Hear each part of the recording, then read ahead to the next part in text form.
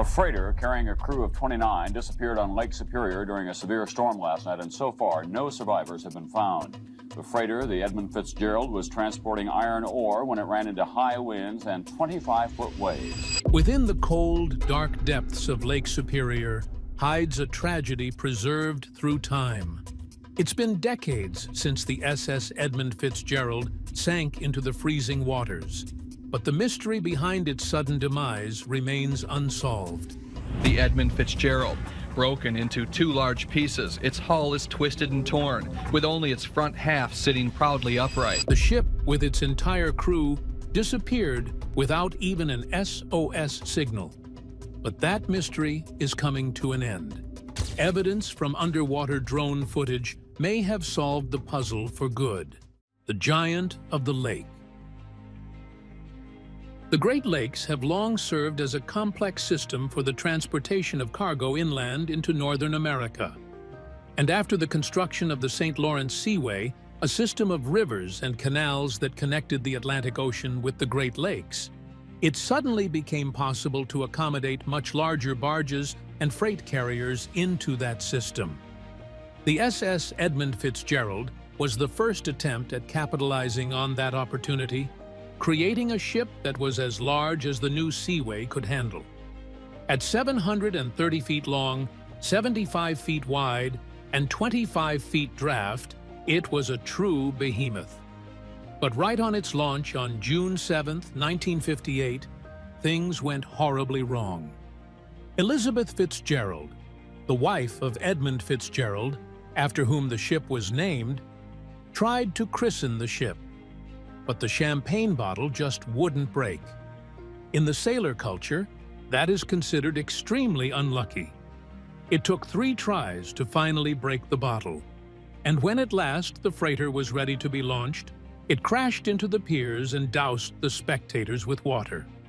Despite the rough start, the freighter had a very productive career. During its 17 years in service, it set and broke its own productivity records and won safety awards. But that streak of good fortune did not last long. Because in 1975, SS Edmund Fitzgerald became the center of a horrifying tragedy, a tragedy that would remain unsolved for decades. On November 9, 1975, the freighter took off from Wisconsin under the command of Master Captain McSorley, and at around 5 p.m., it joined up with another ship named SS Arthur M. Anderson. On the very first day of the voyage, things started going downhill. There was a forecast for a storm, which is relatively common in the region. Certainly not something a freighter couldn't handle. However, this time around, the weather just kept getting worse and worse. At 3 p.m. on November 10th, both the Edmund Fitzgerald and its companion, the Arthur M. Anderson, were caught by the massive waves, strong winds, and snow. Captain McSorley radioed to Arthur M. Anderson, informing him that the Edmund Fitzgerald was taking on a lot of water. At 4:10 p.m., he contacted again, reporting that the radar of the Edmund Fitzgerald had stopped working. Arthur M. Anderson tried to stay close to the larger ship, but the snow meant visibility was far too poor to keep track. Not only that, but the waves were ramming into the vessels, making it impossible to get on the upper deck to gain a better vantage point. Around this time, another message came from Edmund Fitzgerald, bringing even more bad news. The freighter was listing heavily. That indicated that water was starting to flood some portions of the ship, causing it to tilt on one side. But there was nothing the Arthur M. Anderson or its captain could do. They were fighting hard to stay afloat themselves. The waves were brutal, and the winds were enough to blow away a person. Then, at around 7:10 p.m., Captain McSorley delivered another message. "We are holding our own." That was the last message that ever came from the Edmund Fitzgerald. Within the next 10 minutes, tragedy struck. There was no emergency signal, no SOS call. 10 minutes later, the massive freighter and its crew disappeared from radar, never to be seen again. The following search only turned up broken-off pieces of the ship and lifeboats. Not a single member of the crew was recovered. Lake Superior had swallowed up the largest ship that had sailed on it in the blink of an eye, leaving behind no witnesses. No one knows what happened during those 10 minutes of silence that caused such a tragedy. But recent analysis of underwater drone footage may have finally cracked that mystery. The wreck that hides secrets. It didn't take long for the wreck of the Edmund Fitzgerald to be found.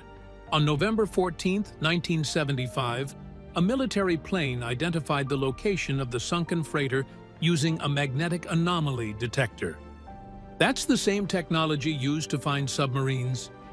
The wreck was located in the Whitefish Point region, a notoriously deadly part of the Great Lakes. At least 240 other unlucky ships lie in those waters, making it a graveyard in the true sense. While the plane had confirmed the wreck's presence, a survey was needed to get more details, and what it revealed was terrifying.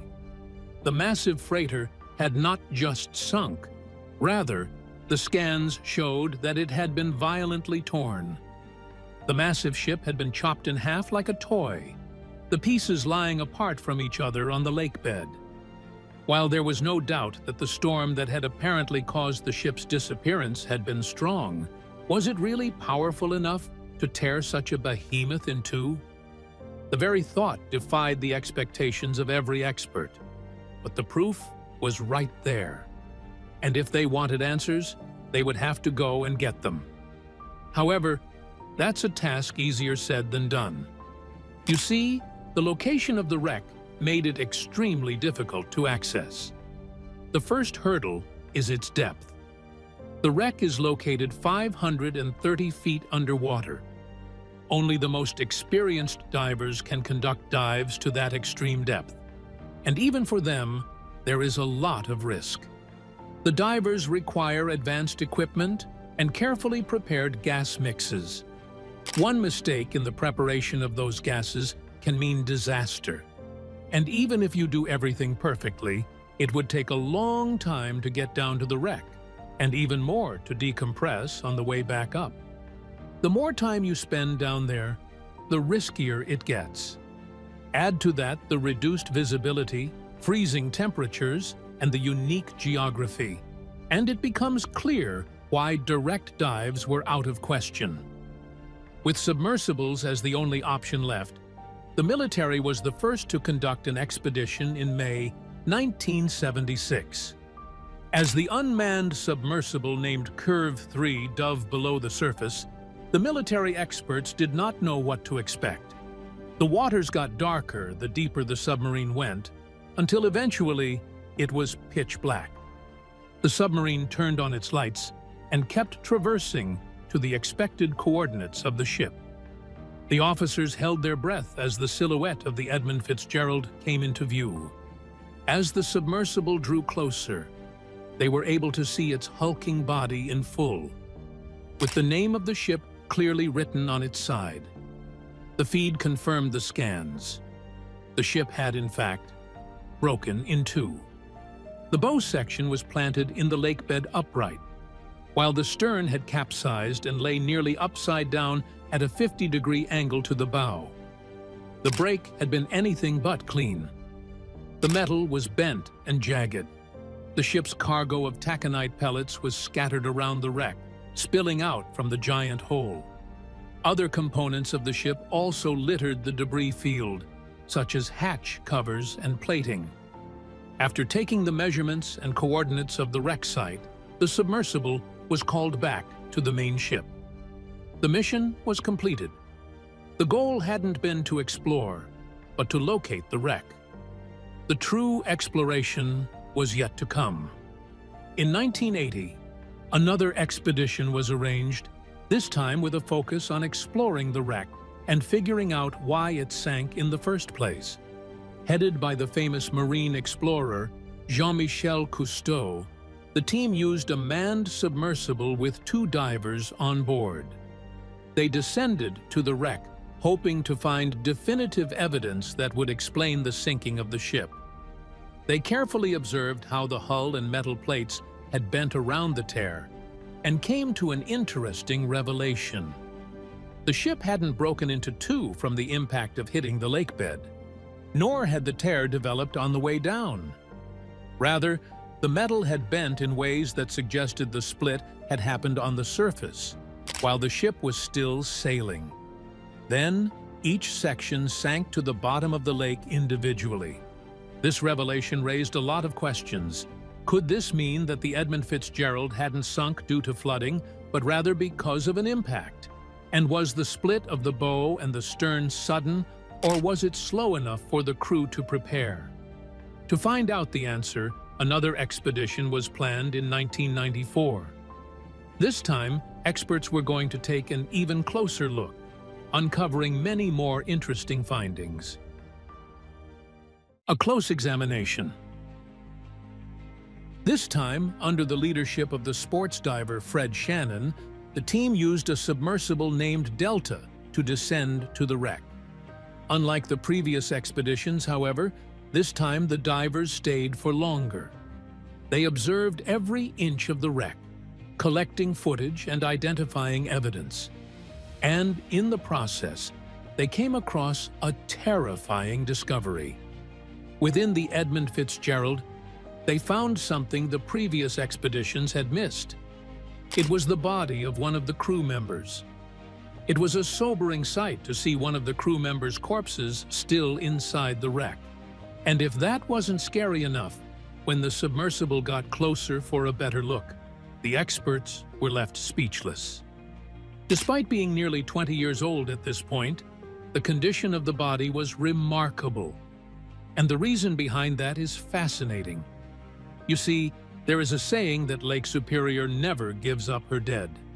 While the ocean quickly decays and consumes dead organic matter, Lake Superior is different. Its low temperatures prevent bacteria from growing. As a result, the bodies that sink to its bottom never resurface, as they never bloat. The clothes, the features, all of that stays intact. And instead of decaying, the bodies start to crystallize over time, becoming statues frozen in time for decades if left untouched. The 29 crewmen of the Edmund Fitzgerald who went down with it met the same fate. They are still down there today, preserved through time, holding secrets about the ship's fate. The body that the 1989 expedition found was a disturbing sight indeed, but it solved one crucial mystery about the sinking of the Edmund Fitzgerald. The experts saw that the unlucky crew member lying face down in the sediment was wearing a life jacket. That simple detail entailed something very significant. If the crew of the Edmund Fitzgerald were putting on life jackets, then they must have known, or at least believed in the possibility of the ship sinking. They were preparing for the worst, getting ready in case the ship went down. And that raises a fascinating question. Why didn't the captain of the Edmund Fitzgerald share this information with the Arthur M. Anderson, whose captain he was in contact with using the radio? The very last message from the Edmund Fitzgerald had been, "We are holding our own." No mention of the possibility of the ship sinking. Was it incompetence that led to the lack of communication? The footage from the expedition tells a different tale. When the experts were reviewing the 211-minute-long video from the submersible, they found several points across the two sections that had signs of structural failure. The close-up footage revealed cracks, bent metal, and openings. In fact, the tear that separated the two sections clearly looked like it had formed due to excess stress on the structure. And this directly supports the theory that the Edmund Fitzgerald was not as safely built as previously believed. Many experts now believe it was a death trap, made with greed, not the safety of the crew in mind. You see, the construction of the Edmund Fitzgerald had been a sudden leap forward. It was the first freighter of such a humongous size built for the Great Lakes. No other ship operating in the Great Lakes even came close at the time. And that means its design wasn't as well tested and evaluated as it should have been. In the interest of holding more cargo, the ship had been built extremely long, but the increased length introduced more stress into the structure during sailing. A good solution would be to reinforce the hull so it can deal with that extra force. According to experts, that was never done, and this oversight had made the ship extremely unstable. According to Richard Orgel, a former second mate, when the Edmund Fitzgerald was in a storm, it would behave strangely. Its ends would bend way too much and then spring back, creating vibrations. The keel of the freighter also lacked riveted joints that can flex to prevent damage. Instead, it had been welded, making it prone to breaking. According to experts, that was completely unsuitable for the design of the ship. The steward of the Edmund Fitzgerald, who hadn't been on its final voyage, testified that he had witnessed several of those welds breaking on several occasions. Worse still, the freighter hadn't been repaired for a while. At the same time, its maximum load rating had been increased recently, meaning it was handling even more weight than usual. Combine all that together, and it becomes clear that the Edmund Fitzgerald was in no way seaworthy on its final voyage. The footage from the expeditions shows clearly that the white enamel paint on the sides of the wreck is cracked and splintered. That's a telltale sign of overloading and stress, causing structural damage. So what really happened on that fateful day when the Edmund Fitzgerald sank? The most likely course of events happened something like this. The freighter was slowly damaged with each wave that hit it in the storm. It was nothing visual that the crew could have easily identified. Rather, stress built up with each hit, until eventually, the hull couldn't take it anymore. The poor construction and lack of reinforcement caused the ship to break down in the middle, separating it into two parts in a matter of minutes. As massive tears appeared in the hull, tons of water flooded in, filling up the compartments. The crew tried to run to the lifeboats while putting on life vests. But it was too late for that. Both pieces of the ship, now completely separated, sank to the bottom of the lake, never to see daylight again. Here is where things get even crazier. The Edmund Fitzgerald had a sister ship by the name of SS Arthur B. Homer, and both ships are thought to share the same structural problems. But when experts wanted to take a closer look to confirm that theory, the company that owned it, Bethlehem Steel Corporation, denied access. And later in 1980, it was quietly laid up before being salvaged for scrap in 1987. Why did they put the Arthur B. Homer out of commission so early if it had no flaws? To many, this seems like a clear cover-up, an attempt at hiding the structural flaws that caused the Edmund Fitzgerald to sink. A world of speculation.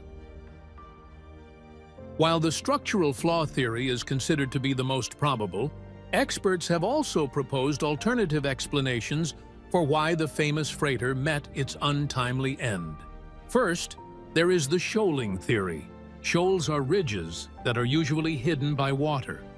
These can be incredibly dangerous for a ship that can run aground on them and sink from the resulting damage. According to some experts, that may be what happened with the Edmund Fitzgerald. Maps from the time show that a shoal was present in the immediate region where the Edmund Fitzgerald sank, but it had been marked further away than it actually was. And that error in the map could have led the captain to think the freighter was sailing in safe waters, when in fact, it was heading straight for a shoal. However, this is the weakest theory of the bunch, because if that were the case, there should have been damage on the underside of the wreck, where it had run into the ground. When experts reviewed the footage from the expeditions, they could find no such signs. While this theory lacks evidence, the topside damage hypothesis is far more plausible. It suggests that the sinking of the Edmund Fitzgerald happened because it was hit by something very large being carried by the storm, like a tree trunk. We know from the captain's radio messages that during the storm, the Edmund Fitzgerald reported damage to its vents and fence railing, and the footage from the underwater drone confirms that the wreck, in fact, is damaged in those sections. A heavy object hitting the ship would explain the damage. With several of the vents gone, the ballast tanks would have flooded quite quickly, causing the ship to list. And due to the reduced visibility from the pilot house, the captain would not have been able to assess the total damage to the ship. If the openings were extensive enough, water could have flooded the cargo hold, with the captain and the crew not realizing how much trouble they were in. And that would explain why there was no SOS signal. By the time the crew knew what was happening, it was already too late. The last theory I am going to tell you about is more of a local legend than an actual hypothesis from the experts. According to several locals and sailors, Lake Superior presents a strange phenomenon during storms. When the conditions are just right, the lake produces three huge waves known as the Three Sisters. These waves are much larger than the average ones during a storm, and their effect can be disastrous. The first wave would have thrown a lot of water onto the Edmund Fitzgerald's deck, and before it could drain away, the second wave would have added even more. And finally, with the third wave hitting the ship, its fate would have been sealed. And turns out, an eyewitness can back up this theory. According to the captain of Arthur M. Anderson, his ship was hit by two waves, over 30 feet high. The waves were so violent that they damaged one of the lifeboats and buried sections of the ship in water. The interesting part comes next. According to the captain, the giant waves then headed in the direction of the Edmund Fitzgerald. And this happened right around the time the freighter is believed to have sunk. Such huge waves hitting the larger and bulkier Edmund Fitzgerald would have been enough to make it sink. The testimony from the captain of Arthur M. Anderson certainly gives this theory a lot of weight. But unfortunately, it is not possible to figure out with certainty which one of these theories is the real truth. It could be one of them, or it could be a combination of events that caused the sinking of the Edmund Fitzgerald. And it is likely we will never find out, because the American and Canadian governments have refused to allow another expedition to go anywhere near the wreck. But the reason behind that ban is not what you think. A well-kept secret? Since the 1994 expedition by Fred Shannon, there have only been two more visits to the wreck. The first was done by Joseph B. McInnes in 1995 to retrieve the ship's bell. A fake bell was installed in the place of the original, which was retrieved and placed in a museum. The wreck was then visited again in the same year by Terence Tysol and Mike Z. The pair completed the dive without using a submersible, but they only stayed long enough to touch the wreck. Since then, no one has been down there. But it's not because there is no reason to visit it. Rather, a lot of experts want to go back and scan the wreck with modern equipment. However, the government no longer allows it for a pretty good reason. You see, the Edmund Fitzgerald isn't just a wreck. It is an underwater gravesite. 29 men lay resting down there, and as I mentioned earlier, due to the unique conditions of the ship, the bodies don't decay nearly fast enough. They could remain preserved for decades yet. So to respect the sailors and their relatives' wishes, the wreck has been turned into a registered archaeological site. Access is only granted with licenses, which are never really granted. No cameras, sonars, or scanners are allowed in the vicinity. Here is why that is for the better.